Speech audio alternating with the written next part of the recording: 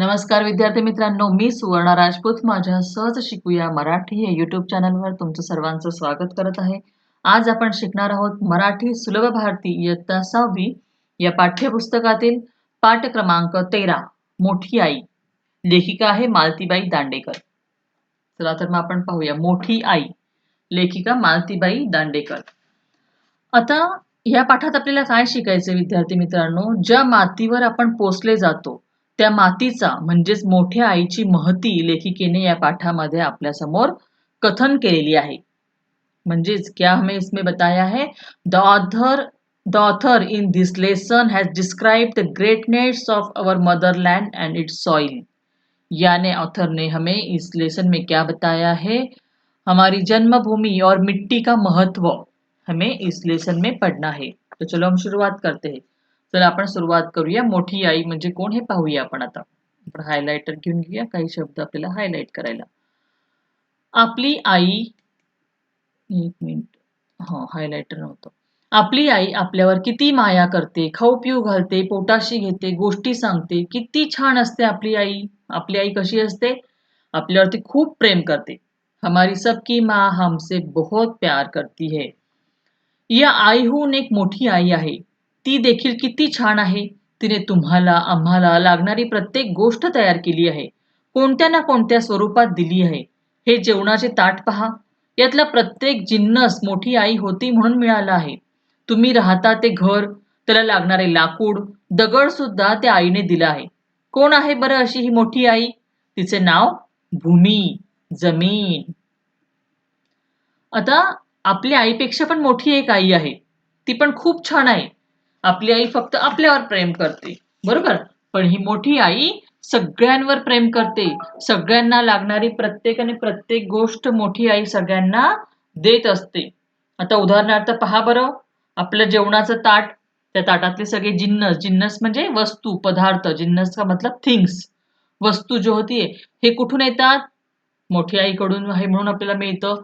प्रत्येक आपल्या घरासाठी लागणारा लाकूड, दगड सुद्धा या आईने दिलेला आहे. कोण आहे बरं आपली ही मोठी आई?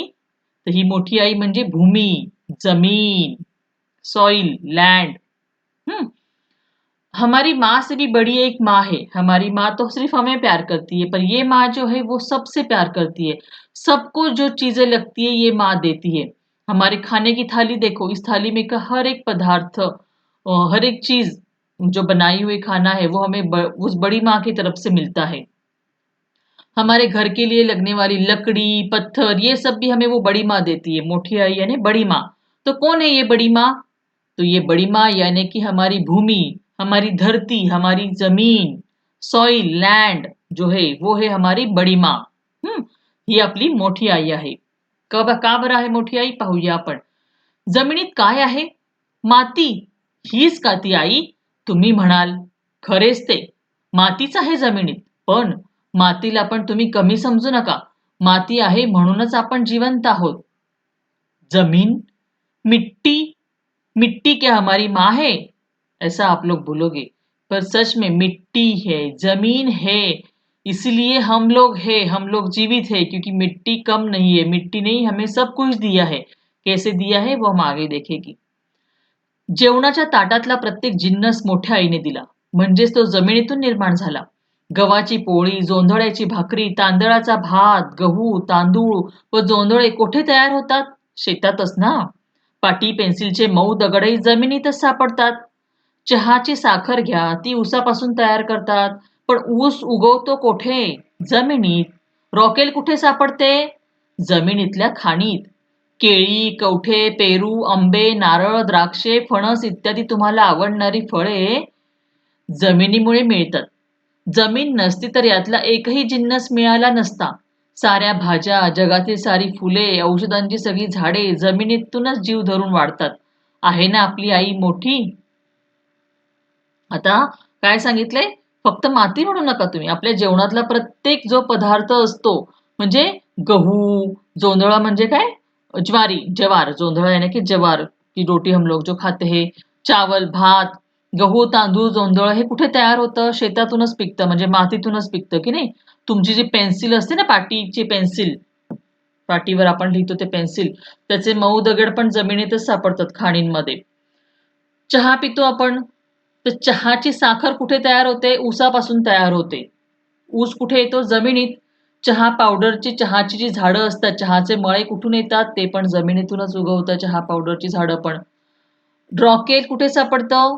ते पण खाली खाणी असतात. रॉकेलच्या पण खाणी असतात. तिथे ते सापडतं. जमिनीतल्या खाणीत सापडतं. तुमची आवडणारी सगळी फळे, केळी, कवठे, पेरू, अ, त्याच्यानंतर आंबे, नारळ, द्राक्ष, फणस, जे तुम्हाला फळं आवडतात, ती सगळी जमिनीमुळेच मिळतात. जमीन नसती तर हे मिळालंच नसतं. आपल्याला लागणाऱ्या सगळ्या भाज्या, फुलं, औषधी ज्या काही वनस्पती असतात, म्हणजे तुळस वगैरे ह्या ज्या औषधी वनस्पती, हे सगळे जमिनीमुळेच ते जिवंत आहेत ना. माती नसती, जमीन नसती तर हे तयारच झालं नसतं. म्हणून आपली ही आई मोठी आहे. ती आपल्याला ह्या सगळ्या गोष्टी देते.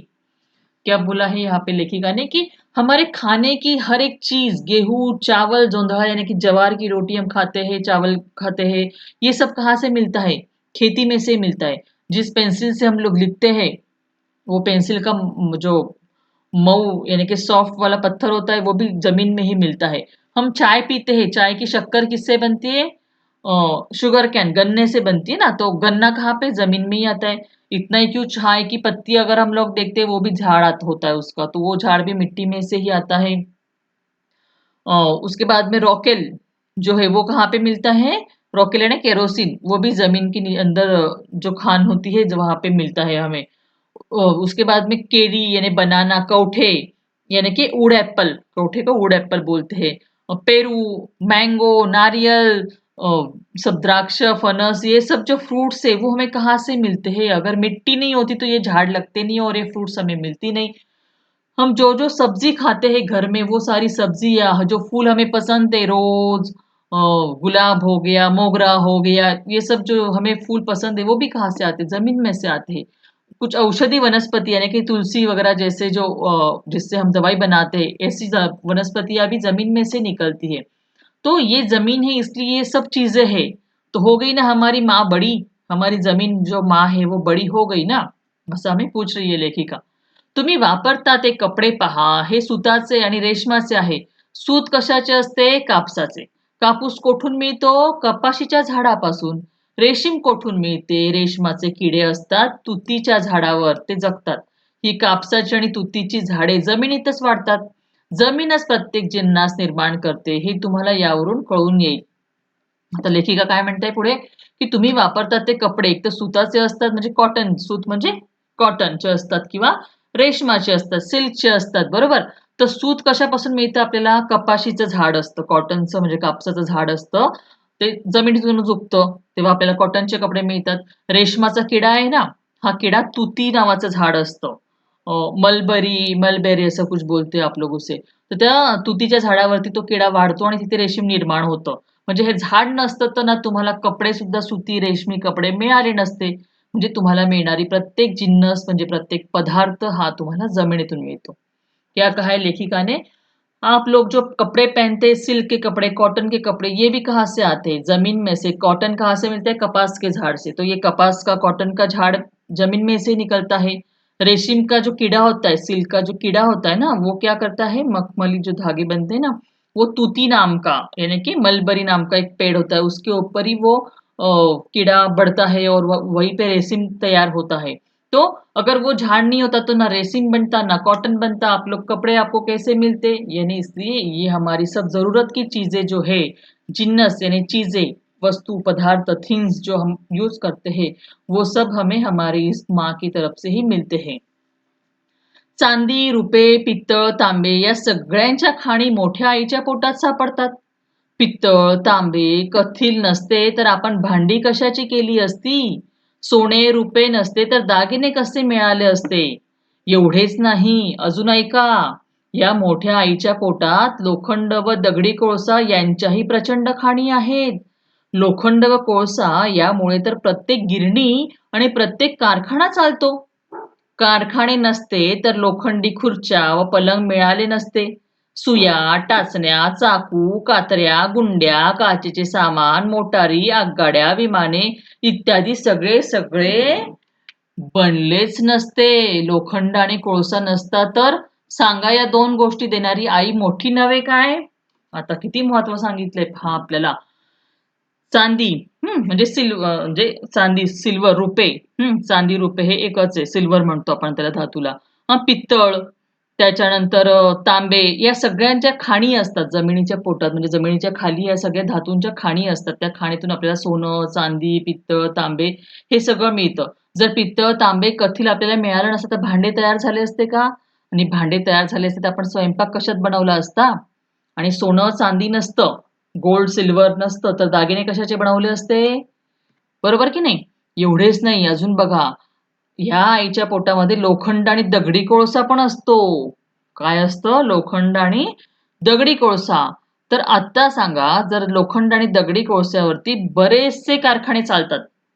बऱ्याचशा कारखान्यांमध्ये दगडी कोळसा वापरला जातो, लोखंड वापरलं जातं. त्यामुळेच आपण खुर्च्या, पलंग, अगदीच बारीक-सारीक गोष्टी, सुया, टाचण्या, चाकू, कात्र्या, गुंड्या म्हणजे बटणं, काचेचं सामान, मोटारी, आगगाड्या, अगदी विमानाचं सामान सुद्धा हे कारखान्यातूनच मिळतं. त्याच्यासाठी लोखंड आणि काय लागतं तुम्हाला? दगडी कोळसा लागतो. आणि लोखंड आणि दगडी कोळसा कुठे मिळतो? या मोठ्या आईच्या पोटात. मग सांगा बरं, हा लोखंड आणि दगडी कोळसा देणारी आपली आई मोठी नाहीये का?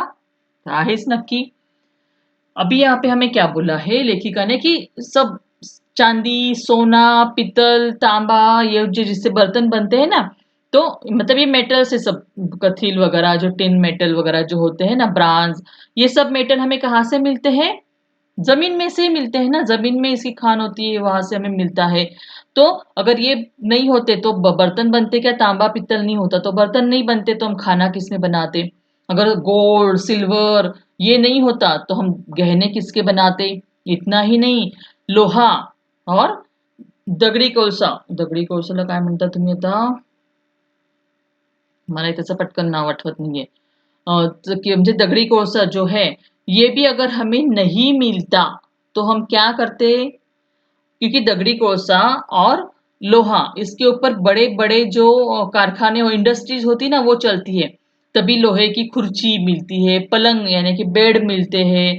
उसके बाद में सब छोटी से छोटी चीज यानी कि सुई, टासनी, चाकू, कैची, कांच के सामान, बड़ी बड़ी कार के सामान, इतना क्या, तो एरोप्लेन का सामान भी इस सब कारखाने में बनता है। और ये कारखाने चलाने के लिए दगड़ी कोळसा और लोहा, इन सब की हमें जरूरत होती है। बराबर है कि नहीं? तो ये सब चीजें हमें कहाँ पे मिलेगी? तो ये सब चीजें हमें हमारे इस माँ के कोख में मिलती है, माँ के गोद में मिलती है। तो हुई कि नहीं हमारी माँ बड़ी? क्योंकि जिससे ये दगड़ी कोळसा और लोखंड हमें मिलता है, लोहा हमें मिलता है, ये अगर हमें नहीं मिला तो हम कोई भी इंडस्ट्री नहीं चला सकते। बराबर है? तो फिर इसलिए ये सब देने वाली हमारी माँ बड़ी हुई क्या नहीं? ऐसे लेखिका हमें पूछ रही है। बराबर ना? तो लेखिका का ये पूछना वाजबी है।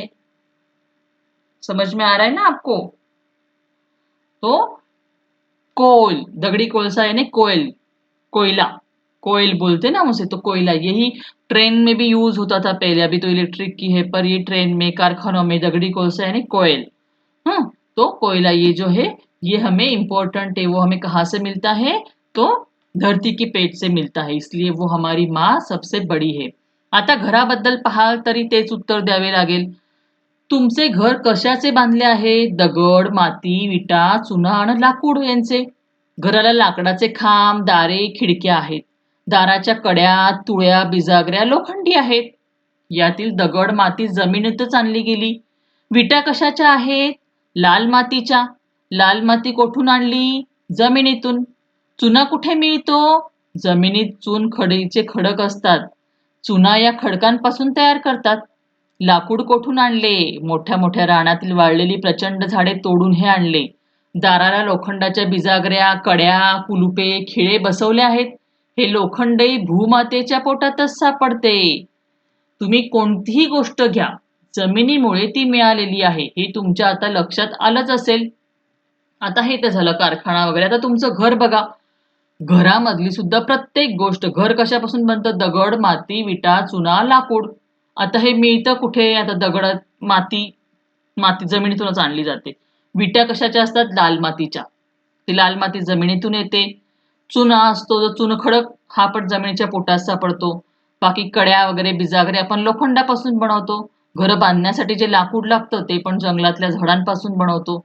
म्हणजे अशी कोणती गोष्ट आहे की जी तुम्हाला जमिनीपासून मिळाली नाहीये? यामुळे तुम्हाला जमिनीचं महत्व आता समजलं असेल. क्या बोला है लेखिका ने? आप लोग घर बनाते हो, तो ये घर कहाँ से आता है? घर किससे बनता है? पत्थर, मिट्टी, चूना, लोहा, लकड़ी, इससे घर बनता है ना? तो जमीन में मिट्टी कहाँ से आती है? जमीन में से आती है। जो वीट बनाते घर बांधने के लिए, जो विटा बनवतात ना, वो किससे बनती है? लाल मिट्टी की बनती है। तो लाल मिट्टी किससे आती है? जमीन में से आती है।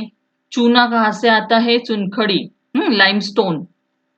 चुनखड़ी यानी कि लाइमस्टोन, चूना की वो दगड़ होते हैं, उसको लाइमस्टोन बोलते हैं। तो ये लाइमस्टोन भी कहाँ होते हैं? जमीन के अंदर होते हैं, वो भी जमीन से मिलते हैं। जो लकड़ी लगती है वो भी हम जंगलों में से तोड़ के लाते हैं। लोहे की जो चीजें होती है वो लोहा भी जमीन के पेट में मिलता है। यानी आप लोगों के ध्यान में अभी ये बात आ गई होगी कि हमें हमारे जिंदगी की हर एक चीज जो हम अपने जीवन में यूज करते हैं वो हमें सिर्फ जमीन से ही मिलती है। तुम्ही दूध, दही, तूप खाता. गाई म्हशीपासून हे आपण मिळवतो. पण या गाई म्हशी जगतात कशावर? गवत व कडबा यावर. हे कोण त्यांना देते? आपली मोठी आई. आता बघा, तुम्हाला सगळ्यांना दूध, दही, तूप खूप आवडतं. हे कुठून येतं? गाई म्हशींपासून आपल्याला दूध मिळतं. मग आपण दही, तूप बनवतो. पण या गाई म्हशी काय खातात? गवत आणि कडबा. म्हणजे वैरण, त्यांचा चारा असतो तो. तर हे सुखं गवत असतं, कडबा. हे कुठे मिळतं? जमिनीमध्ये. आपली मोठी आईच त्यांना गवत देते, म्हणूनच त्या दूध देऊ शकतात. अभी यहाँ पे भी क्या बोला है? हम जो दूध यानी मिल्क पीते हैं, घी खाते हैं, दही खाते हैं, ये हमें कहाँ से मिलता है? गाय और भैंसों के पास से। तो गाय भैंसे क्या चारा खाती है ना, हरी हरी घास खाती है, या फिर कड़बा यानी ड्राई घास भी होता है वो भी खाती है। तो इससे ही वो दूध देती है। तो ये हरी घास, सूखी घास कौन देता है? ये सब माँ देती है, हमारी धरती माँ उनको देती है, तभी हमें मिलता है। जगात जी जी सुंदर गोष्ट दिसते ती अशा प्रकारे मोठ्या आईपासून उत्पन्न झालेली आहे, जगलेली आहे व वाढलेली आहे. म्हणजे जगामध्ये जी जी सुंदर गोष्ट आहे ना, ती आपल्या ह्या मोठ्या आईपासूनच निर्माण झाली आहे. मोठ्या आईवरच ती जगली आहे, वाढली आहे. किती सुंदर वाक्य सांगितले लेखिकेने. क्या बोला है लेखिका ने? दुनिया में जो जो खूबसूरत चीज है वो सब इस बड़ी माँ से ही निर्माण हुई है। इस बड़ी माँ ने ही उसको पाला है, पोसा है, इसके ऊपर ही वो बड़ी हुई है, तभी हमें मिली है।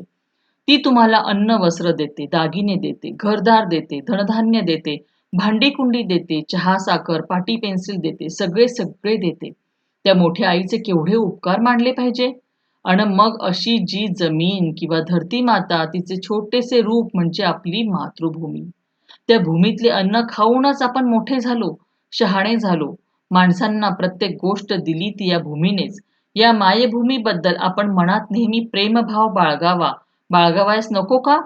आपली मोठी आई म्हणजेच आपली मायभूमी. शेवटी किती सुंदर शब्दात आपल्या मायभूमीचं महत्व सांगितलेलं आहे लेखिकेने, की तुम्हाला अन्न, वस्त्र, दाग, दागिने, घर-दार, भांडी, कुंडी, चहा, साखर, प्रत्येक गोष्ट देणारी ही धरती माता आहे. आणि या धरती मातेचाच एक छोटासा भाग म्हणजे जिथे आपण राहतो, ती आपली मातृभूमी, आपली मायभूमी. ही आपल्यासाठी महत्वाची आहे. आपली मायभूमीच आपल्याला सगळं देते. ही भूमीच आपल्याला अन्न खाऊ घालते. या भूमीतच आपण मोठे झालो आहोत, शहाणे झालो आहोत. मग या मायभूमीबद्दल आपल्या मनामध्ये प्रेमभावना नको बाळगायला का? तर नक्कीच बाळगली पाहिजे आपण. आणि आपली मोठी आई म्हणजेच आपली मायभूमी आहे. आलं लक्षात? क्या बोला है लेखिका ने अभी इस लास्ट के पैराग्राफ में हमें, कि हमें जो अन्न, वस्त्र, गहने, घर-दार, धन-धान्य, बर्तन, पढ़ाई की जो चीज़ें होती हैं, पाटी, पेंसिल, ये सब चीज़ें कौन देता है? तो ये हमारी बड़ी माँ देती है, धरती माँ देती है। और ये धरती माँ का छोटा-सा रूप हम लोग जहाँ रहते हैं, वो हमारी मातृभूमि यानी हमारी जन्मभूमि होती है। तो हमें हमेशा इस जन्मभूमि से ही हमें खाना मिलता है, इसी से यहाँ पे हम पले बड़े हैं, यहीं पे हमको होशियारी मिली है, यानी हम ज्ञान मिला है यहीं पे हमें। तो इस मातृभूमि के लिए हमारे मन में प्यार नहीं होना चाहिए क्या? ऐसा हमें पूछा है लेखिका ने। तो जरूर होना चाहिए। इस मातृभूमि के लिए, इस जन्मभूमि के लिए हमारे मन में हमेशा ही प्यार होना चाहिए. आणि ही आपली मोठी आई, आपली धरती म्हणजेच आपली काय आहे? मायभूमी आहे. किती सुंदर असा धडा आहे हा मोठी आई म्हणून, की आपल्या मातृभूमीविषयी, आपल्या जन्मभूमीविषयी आपल्या मनामध्ये प्रेम निर्माण व्हायला पाहिजे. असं लेखिका आपल्याला याच्यामध्ये सांगतायत. आता आपण इथे शब्दार्थ पाहूया. शब्दार्थ जिन्नस. जिन्नस म्हणजे काय? वस्तू.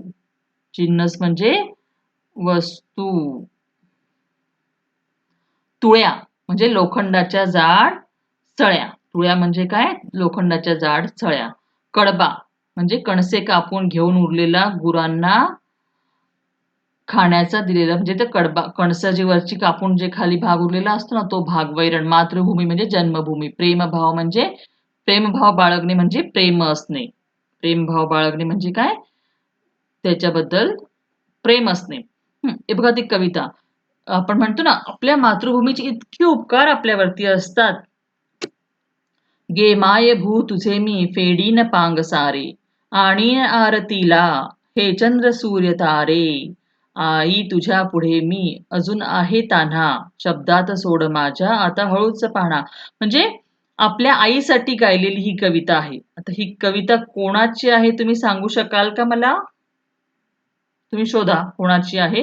गे माये भू तुझे मी फेडीन पांग सारे आणीन आरतीला हे चंद्र सूर्य तारे. तुम्हाला जर आठवलं तर नक्की मला सांगा कमेंट बॉक्समध्ये की ही कविता कोणाची आहे. नाहीतर मी जेव्हा स्वाध्यायाचा व्हिडिओ बनवेल त्यावेळेला तुम्हाला नक्की सांगेल की कविता कोणाची आहे. पण याच्यात पण किती छान आहे की मायभूमी मी तुझे फेडीन पांगसारे तुझ्या आरतीला मी चंद्र सूर्य आणेल असं कवी आपल्याला सांगतायत. कारण की खरंच जन्मभूमीचं आपल्या मातृभूमीचं आपल्यावरती असं ऋण असतं की जे आपण कधीच फेडू शकत नाही. हमारी धरती माँ का कर्ज हमें हम कभी भी नहीं उतार सकते. बहुत बड़ा कर्ज ये हमारे ऊपर होता है. तो इसलिए इस धरती के लिए हमारे मन में प्यार होना चाहिए. इसलिए कवि ने ये सुंदर सी कविता गाई है कि गे गा माये भू तुझे मी फेडी न पांग सारे आणि न आरतीला हे चंद्र सूर्य तारे यानी कि हे धरती माता तेरी आरती के लिए मैं चांद सूरज और तारे लेके आऊंगा इतना तो कर्जा तेरा मेरे ऊपर है. ये कविता किसकी है अगर आपको पता चले तो आप मुझे बताना. नहीं तो स्वाध्याय का वीडियो में बनाऊंगी तभी इस कवि का नाम आपको जरूर बताऊंगी. हे काही शब्दार्थ मी तुम्हाला दिलेले आहेत. वेगळे पाठातले काढून हे शब्दार्थ तुम्ही वाचा. वहीमध्ये नोंद करून घ्या. मग पाठ वाचा. पाठ समजून घ्या आणि स्वाध्याय सोडवण्याचा प्रयत्न करा. जेव्हा स्वाध्यायाचा व्हिडिओ येईल तेव्हा फक्त उत्तरं चेक करा. चला तर मग आता भेटूया पुढच्या व्हिडिओमध्ये. तोपर्यंत जर तुम्हाला हा व्हिडिओ आवडला असेल तर व्हिडिओला लाईक करा. आपल्या चॅनलला सबस्क्राईब करून बेल आयकॉन दाबा म्हणजे पुढच्या येणाऱ्या व्हिडिओचं नोटिफिकेशन तुम्हाला मिळत राहील. चला तर मग भेटूया पुढच्या व्हिडिओमध्ये. तोपर्यंत काय करत राहा? अभ्यास करत राहा.